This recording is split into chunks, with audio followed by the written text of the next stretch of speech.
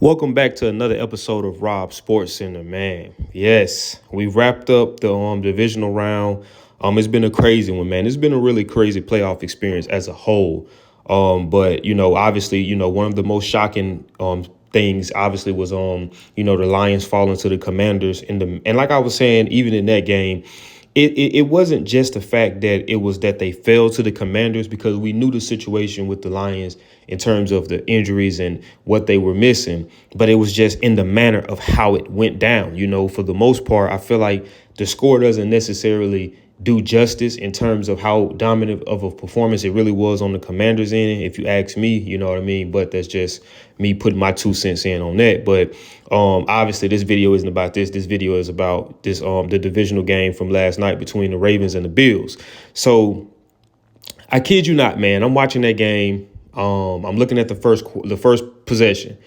Lamar and them drive down the field, and they with relative ease, and I'm looking and I'm saying, okay, this finna get to be a bad night for Buffalo, because I'm looking at the look in Lamar's eyes, and it's like he was locked in, and it was like he was on a completely different level, basically. Like, it was almost like, if you ever seen the movie Biker Boys, they had a biker guy on there named Smoke, and he was the top dog. Everybody wanted his throne. And every time that he would race, it's like he would go, everything, all he would see would be a straight path. He's not worried about what's on the side of him. He's not worried about what's behind him. He's only worried about what's in front of him. And what's in front of him is whatever the task is. And it seemed that was the path that Lamar Jackson was on. And then, he throws up that duck that ended up being intercepted. And it's like, after that, it just wasn't, I don't know, man. It just was like downhill spiral after that. Obviously, you're going to have a lot of people. And I've seen certain videos where you have certain commentators and analysts saying that it wasn't Lamar Jackson's fault. I've seen people making posts on social media saying it wasn't Lamar Jackson's fault, and everybody wanted to put the blame on Mark Andrews. So this is my take on that situation. When we win a game, we win a game as a team. For the most part, no one individual wins a game. Even if you look at Lamar Jackson's season throughout the regular season, it wasn't just Lamar Jackson. It took the offensive line to block for him. It took the receivers to be able to get open for him to throw the ball to him. It took them actually catching the ball for him to get the touchdowns and whatever he has statistically. Even with the runs, it took the offensive line springing those blocks free, and opening up those lanes for him and Derrick Henry. So it took a team. So you win as a team and you lose as a team. And you can say, okay, yeah, did that Mark Andrews drop hurt? You absolutely right, it hurt. Right? That's their season going down the drain. But you can't put all the blame on just Mark Andrews. I remember specifically, just like I said, early on in the game, Lamar Jackson throws up a duck. It gets intercepted. Then people start giving excuses saying, okay, well, every time an interception is thrown, it's not necessarily on the quarterback. And you're right about that. But at the same time, I'm trying to figure out, what did he see? Help me see what he saw in that play, because I just don't get it, and then you go back to the fumble. And it's like, okay, well, the ball was slick and slippery. Well, the ball was slick and slippery for everybody, and everybody didn't fumble the ball. You know what I mean? So for me, it was just like the level of excuses that we continuously make. The biggest stigma that's been on Lamar Jackson, and it was irritating me last year when everybody kept saying, he has to get better. He has to get to the next level. And I'm saying to myself, what more? Because I'm going based off of regular season accomplishments and accolades, because I'm seeing an MVP. So I'm saying, what more does he have to do? But then once I started to look, and I say to myself, okay, what good is it to have those phenomenal numbers in the regular season if it doesn't show up in the playoffs, in the times where we really need them, in those clutch time situations? You know what I mean? You got quarterbacks like, Brady, Mahomes, Manning, Breeze, Rodgers, like all of these guys that's had that level of success. These guys have been able to put up the original stats, regular season stats, whether they was MVP, offensive player of the year, whatever the case may be. And they was able to do that in the most clutch situations, the situations where the average quarterback would fold and bend and break. They was able to do it. And sometimes with their back up against the wall. Little do we have to go back to the Super Bowl where the Patriots came back on the Falcons. And I get it. You can say it was rigged, it was betting, it was gambling, whatever the case may be. You know what I mean? But the fact of the matter was that they was up, they lost. right? So do we have to go back to that? So we've had guys that's had their back up against the wall way more than the Ravens did, the Ravens have, and it's been able to show up. You know what I mean? And even I was seeing Shannon Sharp, and he used even Joe Flacco as an example. And obviously people gonna say, well, the defense, well, the Ravens defense this year was good. Granted, it's not the linebacker, Roquan Smith, he's not a Ray Lewis good.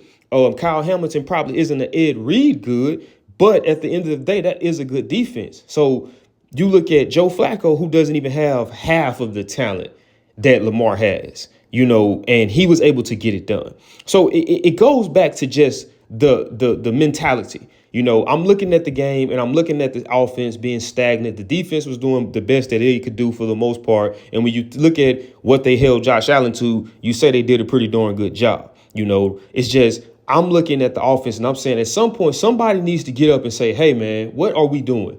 We worked this hard to get to this point to just lose out, to just fold. Like, you mean to tell me we didn't work our butts off because this is what I want people to understand. I was listening to Ray Lewis. This was a while back, and he was on, I want to say it might have been Undisputed at the time with Shannon Sharp and Skip. And they was talking about moments. And I wrote this down right here, and I'm finna read it off now. And Ray Lewis was talking about those moments, and it was piggybacking off of the Super Bowl. I believe that was Super Bowl 49, where the Patriots, when the Seahawks ended up throwing the ball at the 1 yard line, Patriots picked the ball off, win the game. So you go back to that. And he was basically saying not capitalizing on the moments. And he was like, what people don't realize that sports gives you an opportunity that you can't redo. Right. And now I added because there's no guarantees that you will be back, because there's no guarantees in sports, but just as well in sports in life. There's no guarantees. Nothing is promised to us in life other than a death. Right. That's the only thing that's promised to us. So for that reason alone, when you get in these moments, you have to live in them. You have to be consumed by them. You have to assert everything, give everything that you have at that current moment and put it into that moment to get the maximized results that you desire. You're looking at since Lamar Jackson has been quarterback, they've made 5 playoff appearances. And one of the years that they didn't make, I think, was the year that he ended up getting hurt. But all 5 have not ended. None of them have resulted in a Super Bowl. None at all. And the play in terms of the magnificence we've seen from Lamar has not translated from the regular season into playoff games. And if it did, it was against teams who they were levels above. And it's easy to show up on those teams. Now, it's hard to show up on the teams that's equally as talented or better than you. So the games that he might have played phenomenal in, if the teams wasn't up to par on their level, I don't want to hear nobody come in the comments saying, oh, this and that, and he did this and that against. But what about the teams that actually matter? Right. So when you think about it, when you think about these moments, right, I'm going to give you an example. I just used one. Seahawks went to the Super Bowl 48, beat the Broncos, beat them down. Bad. One of the baddest Super Bowl beatdowns I have ever seen. Right. They capitalized on that moment. Broncos didn't. Now, the Broncos was fortunate a few 2 years later to go to Super Bowl 50 and get another shot at it. And they was able to capitalize on it. Right. Seahawks go to Super Bowl 49, 1 yard away from winning back-to-back Super Bowls. Throw the ball, interception, you lose. Seahawks haven't been back to a Super Bowl since. You go to Super Bowl 50, Cam Newton and the Broncos. Broncos come in, beat the Panthers. Panthers never got back to another Super Bowl. Neither did the Broncos. Right? So you go back to my New Orleans Saints. We get to the Super Bowl, first time in history, and we become champs. We hadn't been back since. So you see the common trend in what I'm saying. The moments you have to capitalize in, because there's no guarantees that you're gonna get them back. The Ravens have been to the playoffs the last 5, I want to say 4 years. Then I think it was one of those years. It was in between where they missed, but for the most part, they have been since they've been under Lamar Jackson 5 years. And there's no hardware to show for it other than regular season MVPs. Now, I seen where somebody was saying he didn't play like an MVP in this game. I get that. But what we can't do is discredit what he has done in the regular season. because it's different statistics from regular season and the playoffs. This ain't high school. It's not all one. It's different. So we can't take away from what he's done in the regular season and try to, adjust that based off of how he performed in the playoffs to say he's not a candidate for the MVP. And I'm not knocking Josh Allen, but Josh Allen didn't even put up outstanding numbers, obviously because of the conditions. I'm just saying that to say, let's not try to discredit and take that away from him. At least give him that. You see what I'm saying? At least give him that, because like I say, who knows if they're going to get back next year? Who knows? You don't know. Who knows if this person is going to stay and resign? Who knows if this coach is going to stay or leave? Who knows if this player is going to be able to play the full season and not get hurt? Or if you're going to be able to play the full season and not get... Who knows all these things, man? It's a lot of things that have to go right into winning. So when you put yourself in that position, you have to capitalize on it. And that's all I'm saying.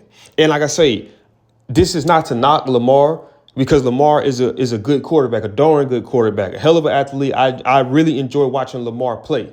But just watching the moment flee yesterday, I didn't understand it. Like, I just didn't understand it. These are the moments that you train for. These are the moments that when you start off in the offseason, because to get to that point, it doesn't happen overnight. To get to that point started out last year when you lost to Kansas City. To get to that point. To get to that point was everything that happened from when you lost to Kansas City all the way up until this point. So everything in the midst of that was the process. It was the process. So to not show up in the moment where you was needed the most, for me, that's not a good look. That's not a good look. Because now you're going to be in a category with guys like Dak Prescott that, okay, he can get there, but he can't win when it really matters. You can show up against teams that's under 500, but when you play teams that's 500, you can't show up. And I'm not saying that in terms of what they've done in the regular season, but I'm just saying when you get to the playoffs, there's no under 500 teams, because obviously if that was the case, unless your division was sorry, you wouldn't even be in the playoffs. You see what I'm saying? And he's come from a rough division with the Pittsburgh Steelers, the Cincinnati Bengals, and who else? Pittsburgh Steelers, Cincinnati Bengals, Baltimore Ravens, and the Cleveland Browns. So he's in a pretty tough division. You know what I mean? So I'm not saying that he's beating up on sorry teams in the regular season. He's beating high caliber teams, and he could beat the playoff teams. Matter of fact, they pretty much blew the Bills out in the regular season. But when it mattered the most, which was last night, they didn't show up, and that's my take on it. That's all I'm saying. You know what I mean? It's like I was trying to defend Lamar for as long as I could, just because I felt that he was much better, obviously, and I still do feel that he's much better than a lot of these quarterbacks that we try to praise and a lot of these quarterbacks that's getting these big paydays. But when you keep not showing up in those moments where you need it the most, man, it's hard for me to fight for you at that point. It's hard for me too, man. I know people going to say, oh, well, but look at Mahomes. When the moments are needed, he shows up. You know what I mean? Look at Brady throughout his career. When the moments was needed, he showed up. Same thing with Manning. Same thing with Breeze. Same thing with Rodgers. Same thing with Montana. Same thing with Aikman. The same thing with any of these great quarterbacks that we think of. We think about Hall of Fame quarterbacks. More times than not, when they needed to show up, they showed up. And that's my only thing with that. I'm going to do a separate video kind of just breaking it down, because I kind of do want to go and just look back at it. But then I also want to show people, too, I want to show people what I said in the beginning of this video. And that's it takes a team to lose. So everybody's so fixated on Mark Andrews, which he should be held accountable, obviously. He should feel horrible just as well, because the same message that I'm preaching about Lamar applies to him, too. And if anything, you're a veteran. You've come back from an injury that nobody knew if you was going to be the same after that injury. That's how gruesome it was. And you're getting older as well. So if anything, you should have been one of the ones that was out there saying, hey, guys, we got to get it together. And it starts from this play here and work off of that. You know what I mean? But I want to show people that it was things that happened over the course of that game. And it's not just on Andrews and Lamar. It might have been blitz that wasn't picked up. It might have been pass interference call, holding calls, illegal motions. We seen one play they took back ineligible man downfield. So it's a lot of things that happen over the course of a football game that a lot of people tend to overlook because of the one moment that you see. But what we always say is we shouldn't put ourselves in the position for that to hurt us. You see what I'm saying? We shouldn't put ourselves in the position for that to hurt us. And that's all that I'm saying. So this video was me just addressing the situation with Lamar. Like I said, man, I will do a separate video kind of just looking at it a little bit more in detail and just kind of trying to figure out exactly what was it that he was seeing that I might not have been seeing, But if you guys did enjoy this video, man, do me a big favor, man. Smash that thumbs up button. Also, if you've been enjoying the content and if you enjoyed this video as well, I got more like this coming, man. Make sure you subscribe. And when you subscribe, hit that post notification bell where you be notified every time I upload, man. 'Cause I got these videos coming back to back, man. Stay tuned and I'll see y'all in the next video. I'm out this thing.